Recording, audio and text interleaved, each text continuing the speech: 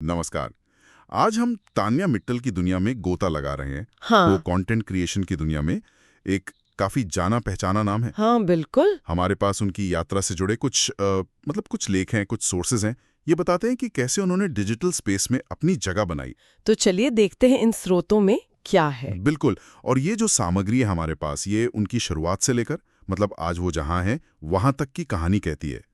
आज हम यही समझने की कोशिश करेंगे कि तान्या ने, जो शायद एक छोटे शहर की पृष्ठभूमि से आती हैं, हाँ। उन्होंने इतने बड़े दर्शक वर्ग तक पहुंचने का ये सफर कैसे तय किया। हाँ। खासकर उनके कंटेंट में ऐसा क्या खास है और वो अपने देखने वालों से, अपनी ऑडियंस से कैसे कनेक्ट कर पाती हैं। हाँ। इस पर गौर करना होगा। हाँ, और ये जानना वाकई दिलचस्प होगा कि उनकी कहानी के कौन से पहलू हैं जो इतने सारे लोगों को छूते हैं, कनेक्ट करते हैं। हाँ। अक्सर हम क्रिएटर्स को उनकी सफलता के शिखर पर ही देखते हैं, है ना?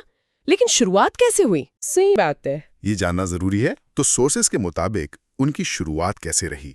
क्या ये कोई रातों रात सफलता वाली कहानी है या फिर एक धीमी सधी हुई चढ़ाई? देखिए सामग्री तो यही इशारा करती है कि ये शून्य से शिखर वाली यात्रा ज्यादा है, रातों रात वाली बात नहीं लगती। अच्छा। उनकी पृष्ठभूमि को समझना इम्पोर्टेंट है, क्योंकि अक्सर ऐसा होता है कि एक क्रिएटर का जो माहौल होता है, उनका परिवेश, वो उनके नजरिए में झलकता है, उनके कंटेंट में दिखता है। हाँ बिल्कुल। तो स्रोत बताते हैं कि उनकी जड़ें शायद एक आम मध्यम वर्गीय मिडिल क्लास माहौल में है, और यही चीज बाद में उनके कंटेंट का एक अहम हिस्सा भी बनी। तो ये जो मिडिल क्लास बैकग्राउंड है, क्या यही वो चिंगारी थी जिसने उन्हें कंटेंट बनाने के लिए प्रेरित किया, या कोई और वजह थी? अक्सर क्रिएटर्स के पास एक यूरेका मोमेंट होता है, आपने सुना होगा, जब उन्हें लगता है कि बस यही करना है।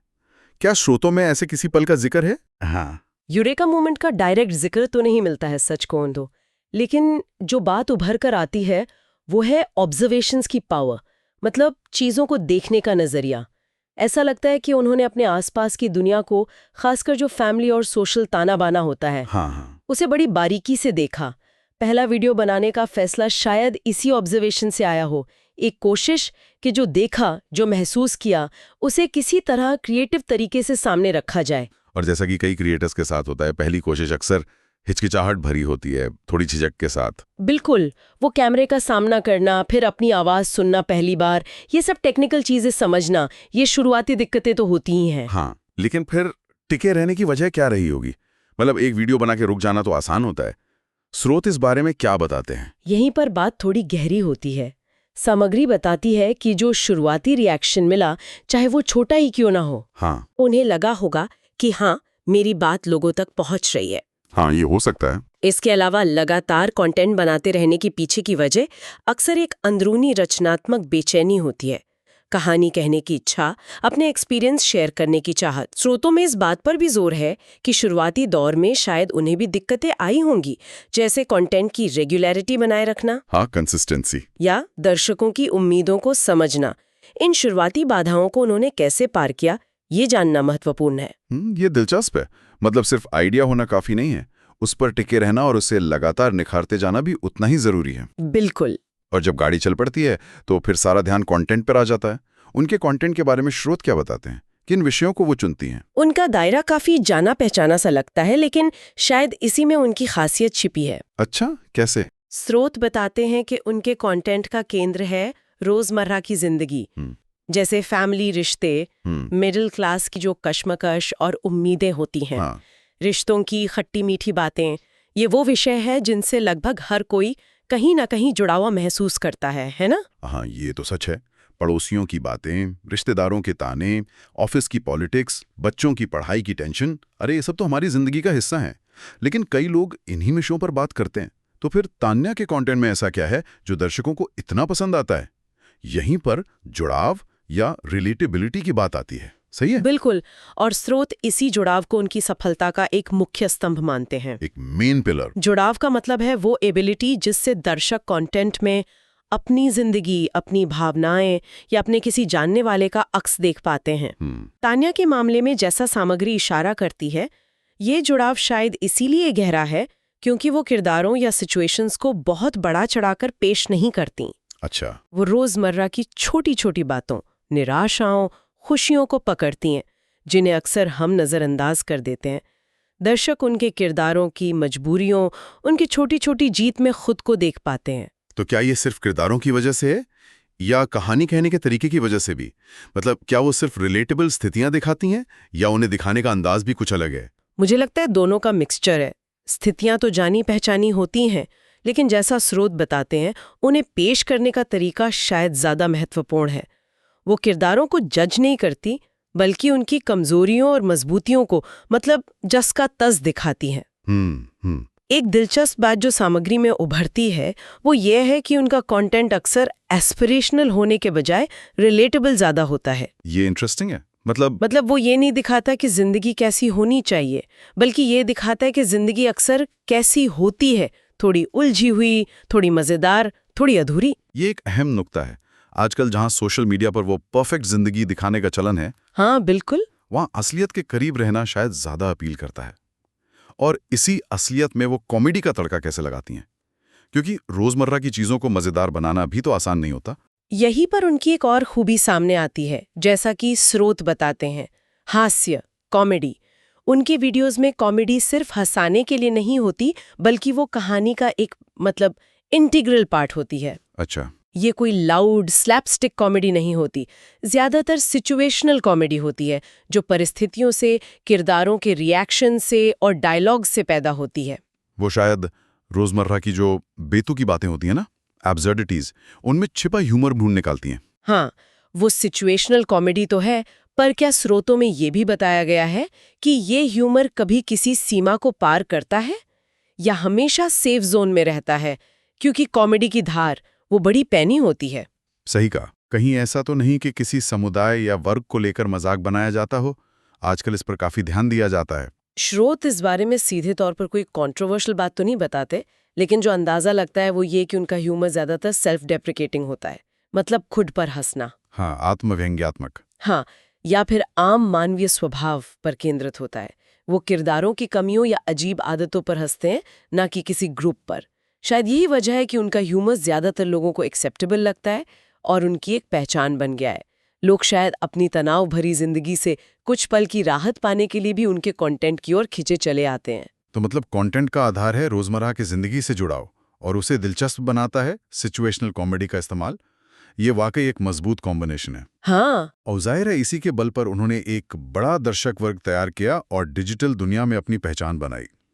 इस ग्रोथ के बारे में स्रोत क्या कहते हैं? क्या कोई एक वीडियो था जिसने उन्हें एकदम से फेमस कर दिया, या ये धीरे धीरे हुआ? स्रोत ग्रोथ के सटीक पैटर्न पर बहुत विस्तार से तो नहीं जाते, लेकिन ये इशारा जरूर करते हैं कि ये एक लगातार चलने वाली प्रक्रिया रही है, स्टेडी ग्रोथ। हो सकता है कुछ वीडियोस ने ज्यादा ध्यान खींचा हो, जिससे नए दर्शक जुड़े, लेकिन असली ग्रोथ नियमित रूप से अच्छा कंटेंट देने और मौजूदा दर्शकों को बनाए रखने से हुई है। ये रातों रात वाली सनसनी नहीं, बल्कि धीरे धीरे बनी क्रेडिबिलिटी का मामला ज्यादा लगता है। डिजिटल दुनिया में टिके रहना अक्सर वायरल होने से ज्यादा मुश्किल होता है। सही कहा।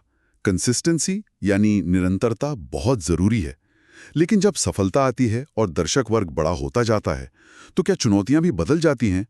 स्रोत दबाव और संतुलन के मुद्दे का जिक्र करते हैं। ये किस तरह का दबाव होता है? ये कई लेयर्स वाला दबाव होता है। एक तो है लगातार अच्छा परफॉर्म करने का प्रेशर। हाँ।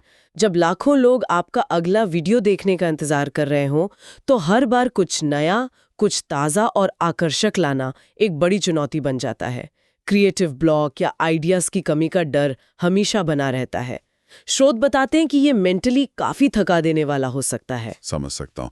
और दूसरा पहलू जिसका आपने जिक्र किया, संतुलन। हाँ। काम और निजी जीवन के बीच। ये कंटेंट क्रिएटर्स के लिए शायद ज्यादा मुश्किल होता है। हाँ। क्योंकि उनका काम अक्सर उनकी अपनी जिंदगी से ही निकलता है। एग्जैक्टली। तो वो रेखा कहाँ खींची जाए? हाँ। कितना शेयर करना है, कितना निजी रखना है? क्या स्रोत इस दुविधा पर रोशनी डालते हैं? हाँ, ये एक बहुत ही अहम मुद्दा है जिसे स्रोत उठाते हैं।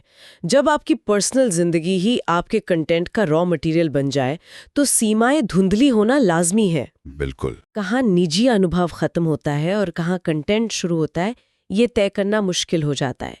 क्या परिवार के हर झगड़े को कंटेंट बनाया जा सकता है? क्या अपनी हर इनसिक्योरिटी को कैमरे पर दिखाना जरूरी है?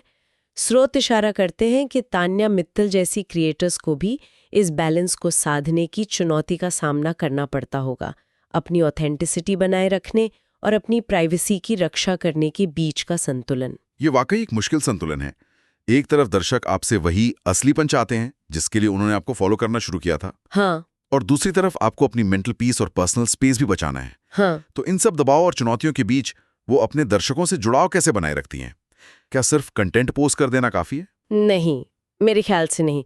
स्रोत बताते हैं कि दर्शकों के साथ डायलॉग बनाए रखना, संवाद करना, वो भी उनकी स्ट्रैटेजी का एक अहम हिस्सा है। कैसे? जैसे कमेंट्स का जवाब देना, कभी लाइव सेशन करना, सोशल मीडिया पे बातचीत करना, ये तरीके दर्शकों को महसूस कराते हैं कि वो सिर्फ एक तरफा कंटेंट नहीं देख रहे, बल्कि एक कम्युनिटी का हिस्सा है। जब क्रिएटर अपने फॉलोअर्स की सुनता है, उनकी राय को महत्व देता है, तो वो जमीनी या ग्राउंडेड नजर आता है। तो ये ग्राउंडेड रहना सिर्फ एक इमेज नहीं है, बल्कि ये शायद उनके लिए भी जरूरी है। मतलब दर्शकों से मिले फीडबैक से उन्हें पता चलता है कि क्या काम कर रहा है, क्या नहीं। हाँ, बिल्कुल। और शायद आगे के लिए इंस्पिरेशन भी मिलती हो। बिल्कुल, ये दो तरफा रिश्ता होता है, एक टू वे स्ट्रीट। दर्शकों को लगता है कि उनकी आवाज सुनी जा रही है और क्रिएटर को अपने काम की सार्थकता का एहसास होता है। जब कोई कमेंट आता है कि आपकी वीडियो ने उनका दिन बना दिया या उन्हें किसी मुश्किल घड़ी में हंसा दिया, तो ये शायद किसी भी अवार्ड से बड़ा प्रोत्साहन हो सकता है। सही बात है। ये कनेक्शन ही शायद उन्हें उस प्रेशर से लड़ने की ताकत देता है जिसका हमने पहले जिक्र किया था। तो अगर हम पूरी तस्वीर देखें, तान्या मित्तल की यात्रा एक आम शुरुआत से शुरू हुई। उन्होंने रोजमर्रा की जिंदगी को अपने कंटेंट का आधार बनाया, उसमें हास्य का रंग भरा और आगे बढ़ी। उन्होंने एक बड़ा दर्शक वर्ग बनाया, लेकिन साथ ही सफलता के साथ आने वाले दबावों और संतुलन की चुनौतियों का भी सामना किया। और दर्शकों से सीधा संवाद उनकी पहचान का हिस्सा बना रहा।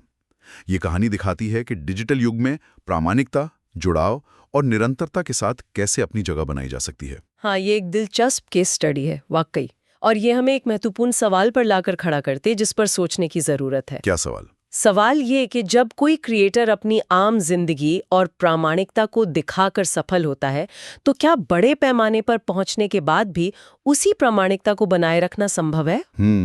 अच्छा पॉइंट है। क्या सफलता और स्टारडम उस आमपन को धीरे धीरे खत्म कर देते हैं जिसे दर्शक शुरू में पसंद करते थे? और जैसे जैसे दर्शक और जिम्मेदारियां बढ़ती हैं, क्या दर्शकों से जुड़ने का तरीका भी बदल जाता है? ये सवाल सिर्फ तान्या मित्तल के लिए नहीं, बल्कि आज के दौर के हर सफल कंटेंट क्रिएटर के लिए रेलेवेंट है। हाँ, बिल्कुल। इस पर विचार करना जरूरी है कि प्रामाणिकता का असली मतलब क्या है, खासकर तब जब वो एक बिकाऊ चीज बन जाए, एक कमोडिटी। ये सोचने वाली बात है, बिल्कुल।